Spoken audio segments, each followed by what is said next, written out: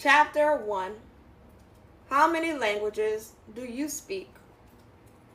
Did you hear about the guy who surprised his self-confessed nerd wife on their 10th anniversary with a geek-themed wedding reception? He spent 18 months planning the party, which featured his wife's favorite pop culture obsessions.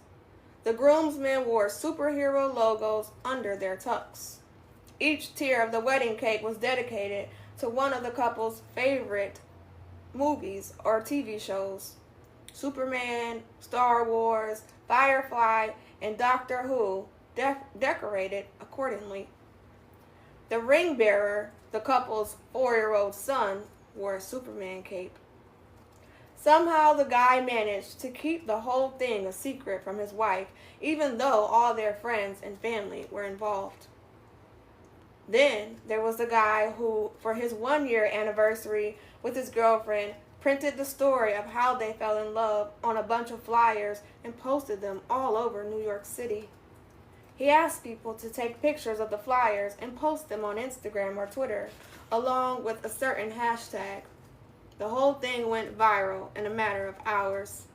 The couple received over 1,000 photos, including some tweeted by celebrities such as Mac Lawyer. Or maybe you've heard about the guy who created a book for his wife for their 6th anniversary. He spent an entire year writing 365 things he loved about his wife, and then compiling the pages into one volume, along with photos of the two of them taken over the years. Stories like these usually draw one of two reactions from fellow husbands. Either we tip our hats to these guys and give them kudos for their creativity, not to mention their 15 minutes of fame, or we curse their names for blowing the curve and making the rest of us look lame by comparison. Here's the kicker. Unless those guys made their plans with their wives' primary love language in mind, they could have achieved the same results with, say, generic greeting cards and Chinese takeout. It's not what you say, it's the language you use. There's not a plug for Cantonese cuisine, although a good dim sum is never a bad thing, or a knock against guys who try hard to impress their wives. Instead, it's an exclamation point on the importance of understanding love languages. Everyone has a primary love language, a way of expressing devotion and affection that touches us deep inside, occasionally puts a goofy grin on our face, and leaves no doubt that we are truly and spectacularly loved. As you probably deducted from the title of this book, there are 5 basic love languages. Number 1, words of affirmation, chapter 2. Number 2, quality time, chapter 3. Number 3, gift giving, chapter 4. Number 4, acts of service, chapter 5. And number 5, physical touch, chapter 6. One of them is an expressway to your wife's heart. That's not to say she won't respond politely to one or more of the other languages, especially if she sees you really making an effort. Ultimately, though, those other 4 love languages are as foreign to her as Cantonese is to most native English speakers. On the other hand, when you express your love for your wife using her primary love language, it's like hitting the sweet spot on the baseball bat or golf club. It just feels right, and the results are impressive. The no logic zone. Logic suggests that men naturally gravitate toward women who share their primary love language, that quality timers pair up with quality timers, and physical touchers have eyes only for other physical touchers, that with their shared love language, they communicate their affection easily and freely, forever and ever. Amen. Since when does logic have anything to do with love? The truth is that people rarely marry partners who share their primary love language. Instead, guys who are built up by words of affirmation fall in love with girls who are built up through acts of service, or quality time, or gift giving. Women who experience love primarily through gift giving are drawn to men who experience love through quality time, or physical touch or acts of service. And a language barrier is created. In the first stages of the relationship, when the couple is drunk with infatuation, they may not notice the language barrier. They may be so eager to please each other that they do things that are out of character. That is, they speak a love language they don't understand. They stay up all night talking about hopes and dreams. They take long walks, holding hands and walking with their arms around each other. They exchange small but meaningful gifts. Any concerns they may have about their differences get swept away in the tsunami of romance and excitement. The result? Two married people who speak and respond to different primary love languages.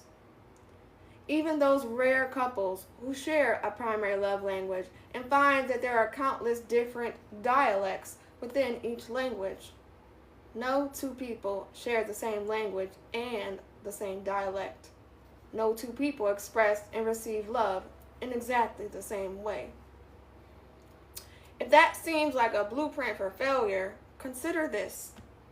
In the clubhouse of some of the most successful franchises in the NHL, MLB, and English Premier League, you can hear at least 3, and probably more, different languages being spoken. The players on those teams find ways to communicate. People who are committed to excellence and success will not let a language barrier stand in their way. When the honeymoon's over. However, the obstacles are there. As the newness of the relationship wears off and the passion levels subside from their honeymoon crests, the two languaged couples settle down into a routine. They go back to what they know best. The acts of service speaking husband gets busy showing his love for his wife in his native tongue. He keeps her car serviced and clean. He tightens the washers on the leaky faucet.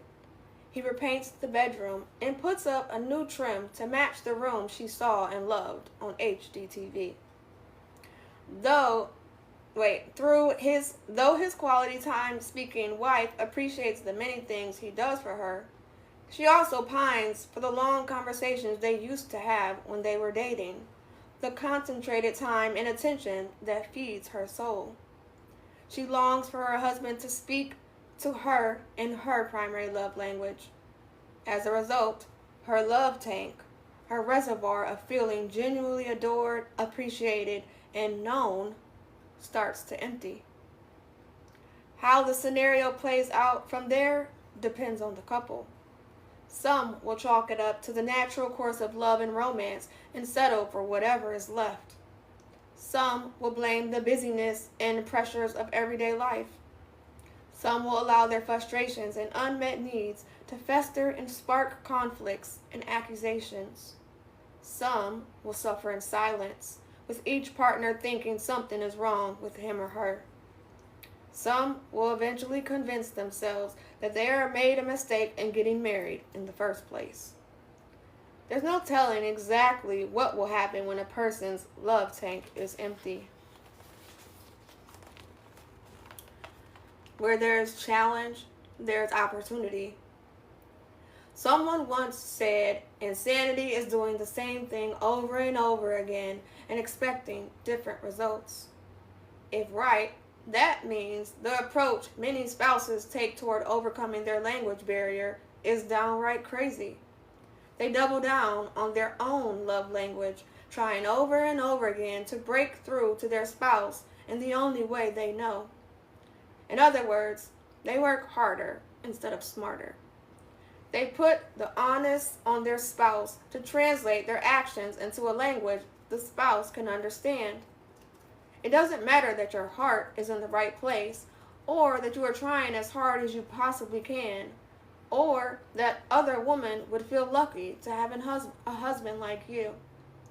You will not be able to fill your wife's love tank without using her primary love language.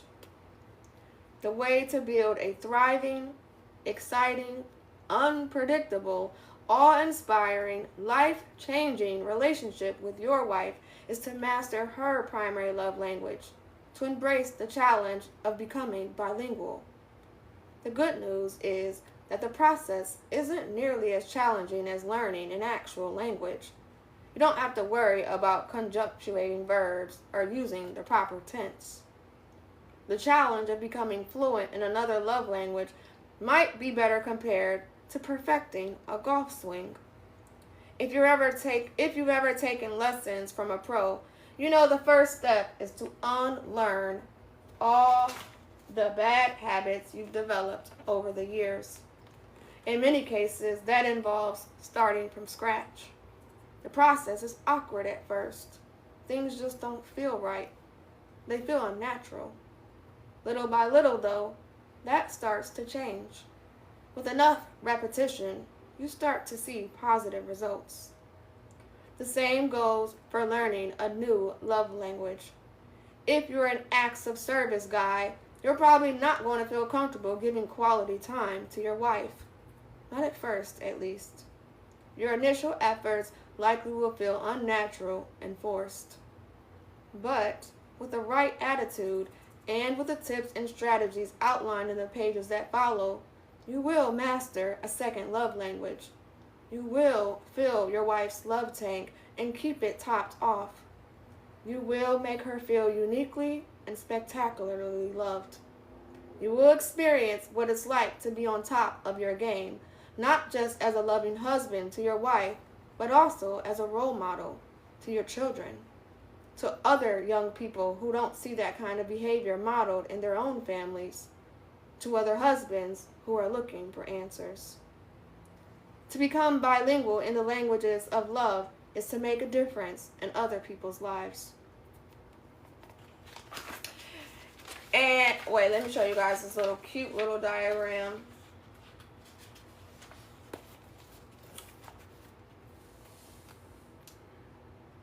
Sorry, TikTok. I know it's backwards. Hold on.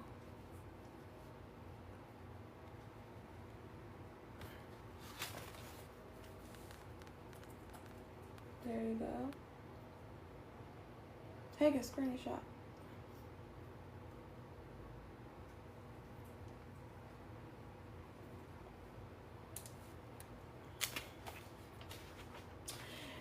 And look at this.